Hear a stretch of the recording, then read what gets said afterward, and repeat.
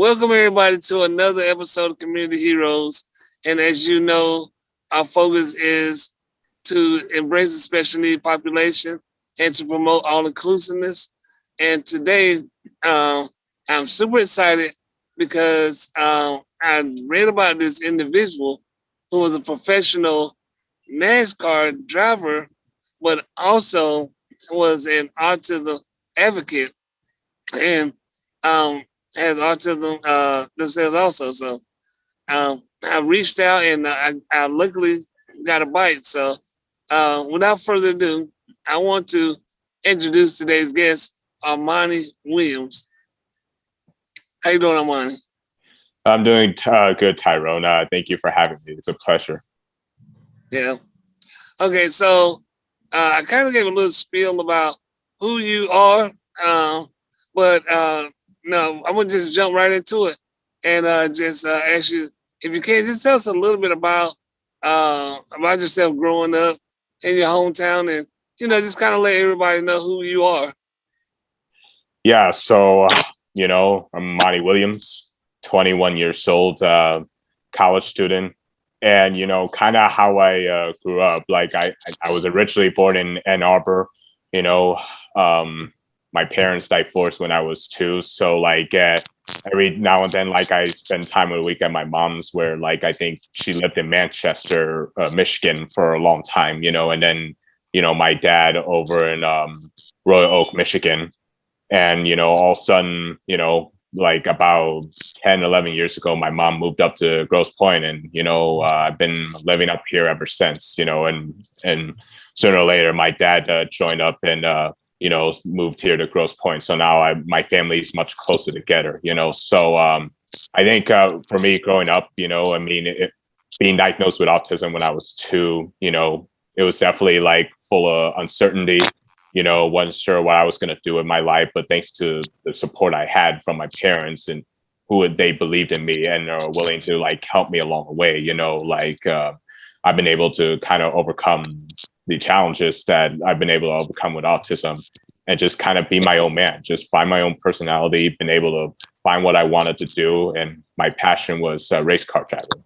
And, I've been racing ever since I was 8 years old, and been racing for 13 years now. And my dream was always to race in NASCAR, but most importantly, ultimately, I want to eventually get to the top of the NASCAR level in the NASCAR Cup Series, which is something I'm continuing to work towards. But it's been a incredible journey, and it's just been awesome that I've been able to do what I do, but while also doing that to kind of help promote people in the autism community, help spread a positive message to them that, no matter if you have autism or not, there's still a light at the end of the tunnel. You just need to believe, you have to stay encouraged and, just be able to find a great path forward, find what you want to do and just work towards it.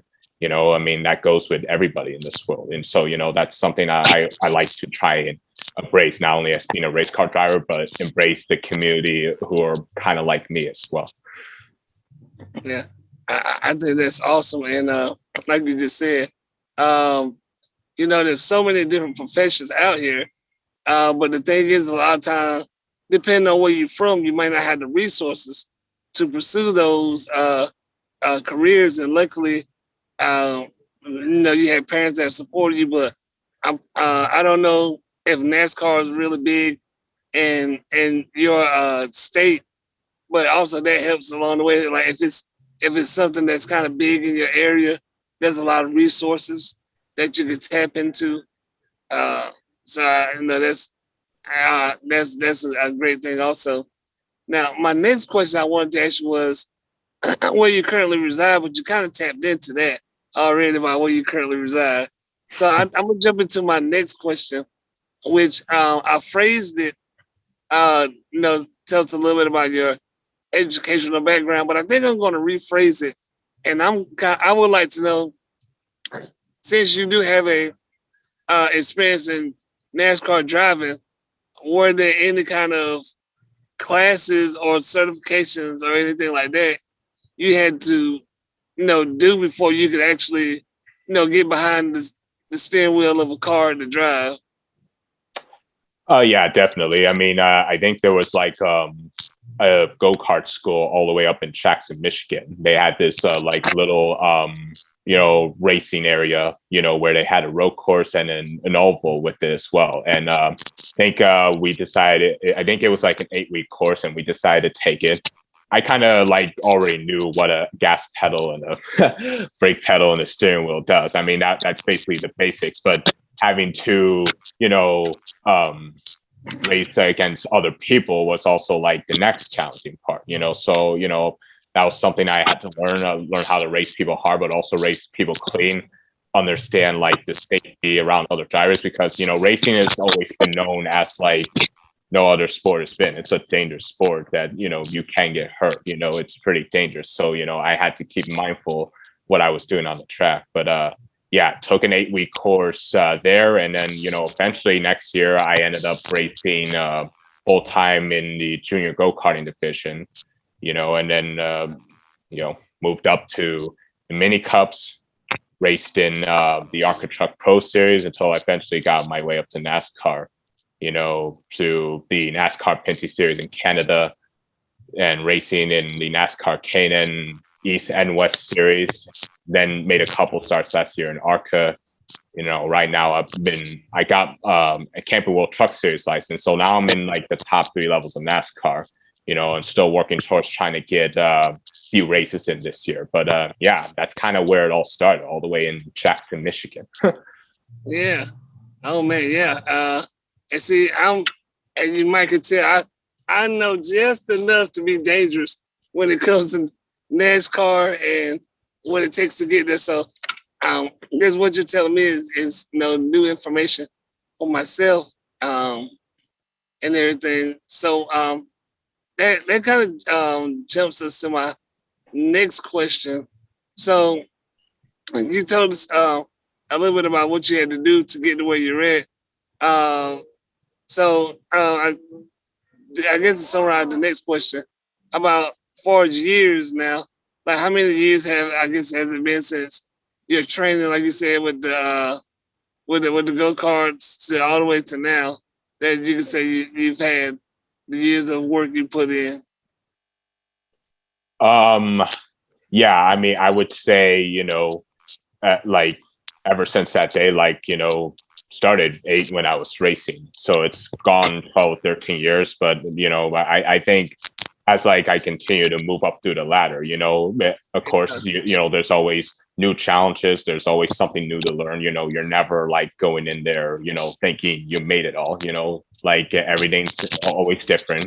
And it's all about willing to adapt with the challenges and the adversities you're about to face, And so for me, I think that kind of a training back then where, at least knowing how to race against other people kind of helped me along the way as far as moving up the ladder, and kind of helped me build by being a better race car driver just based on how I competed against others, and how I raced against others, and willing to do whatever it takes to, win races, and so like that from where I started with that little 8-week program, kind of helped set me up for what was to come for me.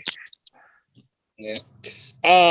So as I was reading and I was just finding out more about you and who you are rather, one line of information, jumped out at me, and it read that you are one of 3 African American males that are, I think, considered professional NASCAR drivers right now. So I think the way I worded my question was just finding that kind of information out. When you're in, does that put like any pressure on you, or what does it make you feel any kind of way different?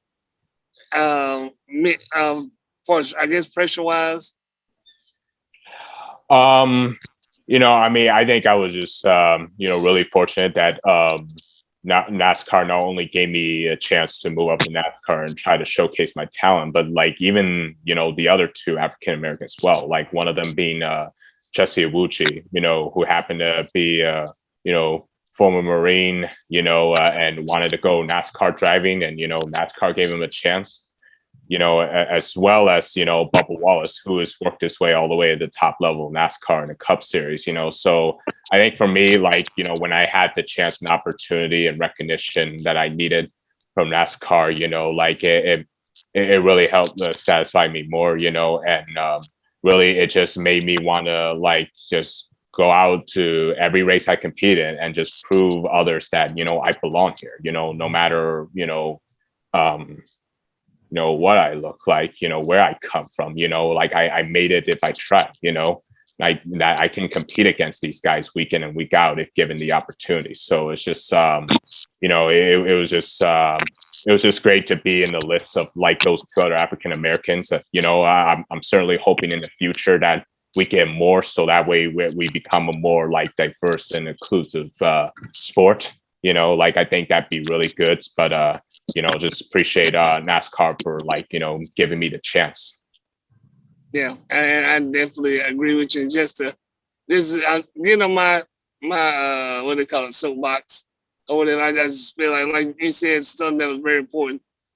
Given the opportunity to showcase your talent and just being a male in general, I think it's great that you're helping open up the door so it can be more all inclusive, and for males and general minority males, whether it be we're talking about ethnicity or ability, because again, like you said, you are advocating for autism, so it's opened up the door also that there are other individuals who may have a diagnosis but are very much capable of competing with any the other ones out there. So I just, like I said, I just think it was awesome when I read about you.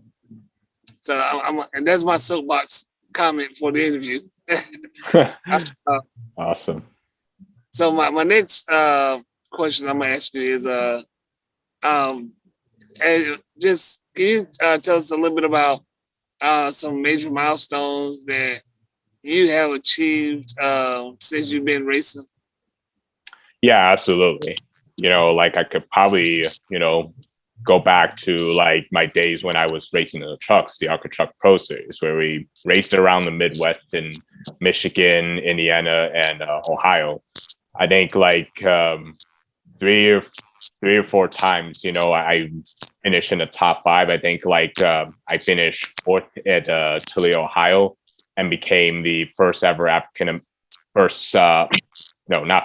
highest African American driver to finish high in a race. I think the last one was ninth or 10th, and I ended up finishing fourth that day. And then having to be highest African American to score higher in points, which I think I finished sixth or seventh. And then just couple times where I was the hard charger, where I kind of fell back, but I was able to recover quickly for a good result too. So those kind of milestones come to mind. I would say to being able to get my first ever top 10 in NASCAR in just my eighth or ninth start, and then ARCA in my second start got a top 10 at the hometown track in Michigan last year. So those are the milestones that I can say that I've been able to achieve. But most of it kind of started when I was racing in a truck, where I achieved many milestones there. Okay, great. So like I said, we kind of mentioned a couple of times throughout the interview about your diagnosis of autism and just your advocacy.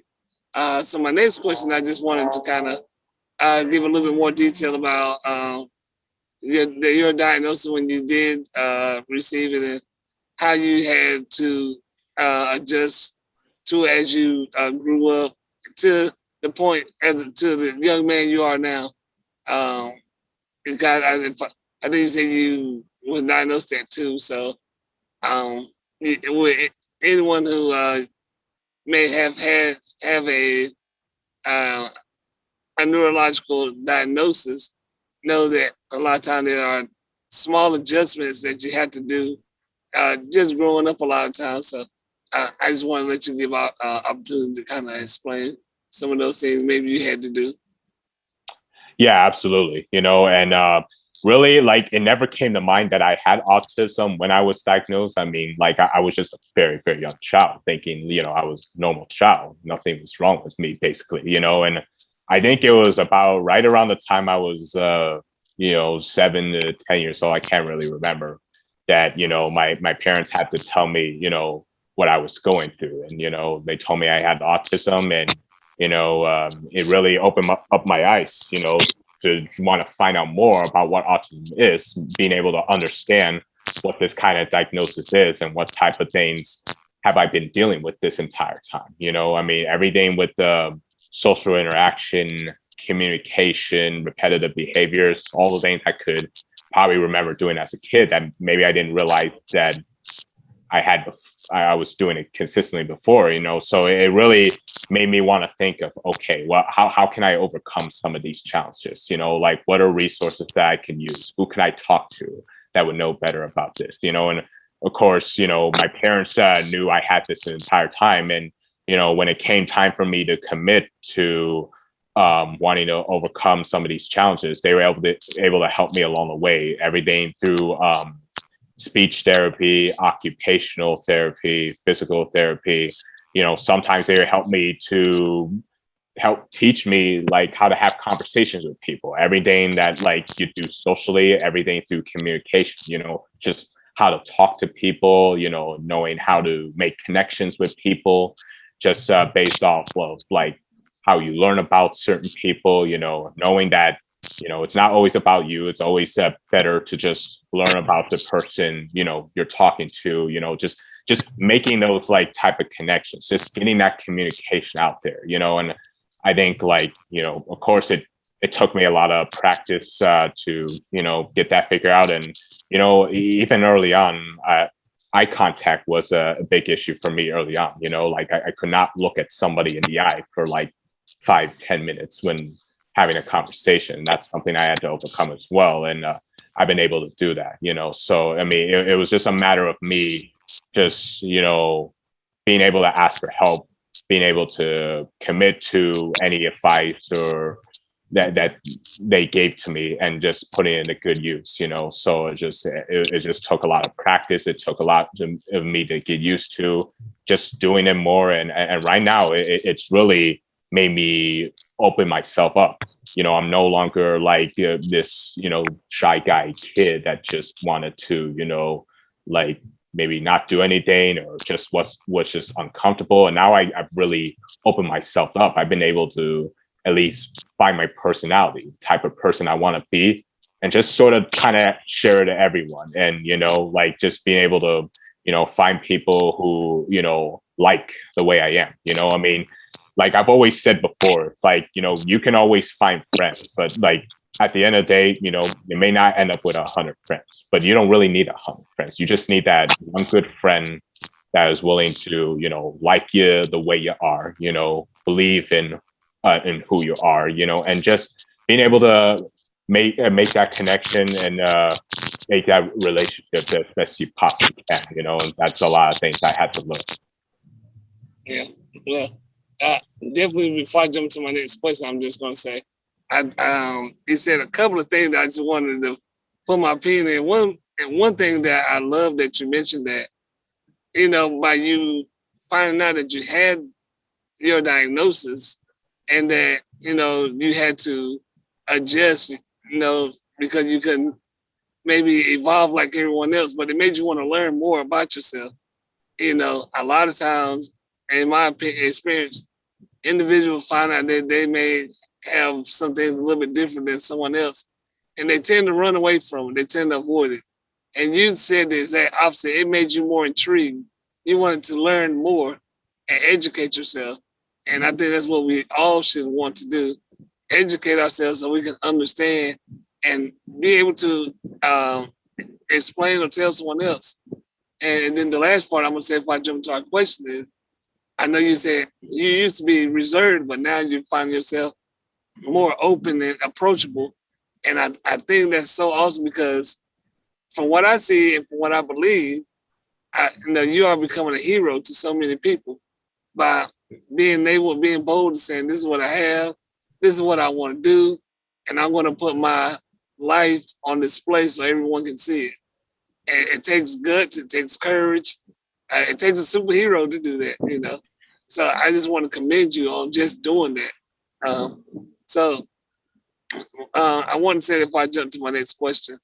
So my next question is, I think we talked about your diagnosis with autism, and if you want to, you kind of touched on this a little bit, but if you want to, you can talk a little bit more. My next part was just talking about how you're using with NASCAR to be an advocate for autism. I think one of your sponsors is a Centura. Centria. Yeah. Yeah, so I mean, we've done a lot of things, like, you know, to kind of use racing as a platform to promote autism awareness, inclusion with autism. You know, like in the past, like every race that I would compete in, you know, we try to contact a local autism association group or a community, you know, and we like give them free tickets so they can spend a whole day at the track just to kind of experience something that, like, you know, what just what racing is like, and just have a little fun with it that, you know, maybe they would have not enjoyed before, you know. I mean, and quite frankly, you know, like I've been going like around Michigan and sometimes around the country, you know, with organizations that wanted me to just kind of help speak to the autism community, just sort of like kind of have me share my experience with autism and what I've been able to overcome, and just carry that positive message of hope, you know, and understanding that, you know, even when you have autism, that is not always the end of the world. Everybody has their differences. Nobody's perfect, you know. It's only a matter of like how you approach like your differences. Like, how are you going to be able to overcome the adversities and challenges that you have ahead, you know, which is something I have to deal with. And just, you know, to kind of help spread that word of hope and inspiration to, you know, not only individuals with autism, but even, you know, like there's kids too, you know, with parents that are like trying to look for some advice, some message, you know, and I do the best to kind of help spread that word that, hey, you know, like I've always told them this, you know, if your kid has a dream of something that they want to do in life, go for it. You know, as long as you put in the hard work, you believe in yourself, and you stay encouraged, many things will be possible. You know, I mean, just to kind of help give them something to where they can continue going forward in life, you know, because living with autism is hard, but, you know, that doesn't mean like, you know, many things cannot be possible. You know, you can make it if you try, you put in a hard work in anything that, you know, you have a love and passion for. And that's just what I try to, you know, like spread the message to, you know, communities that I talk to that are related with autism, as well as potential autism, that, you know, they too help a lot with, you know, families or individuals who have autism, you know, just to kind of give them that support. And that's just what we're all about, just to support the autism community, you know, and just spread a positive message to everyone in the autism community, just to hopefully help them like find a way where they can continue on with their life, you know, continue to, you know, keep pushing, don't ever give up, you know, life always goes forward,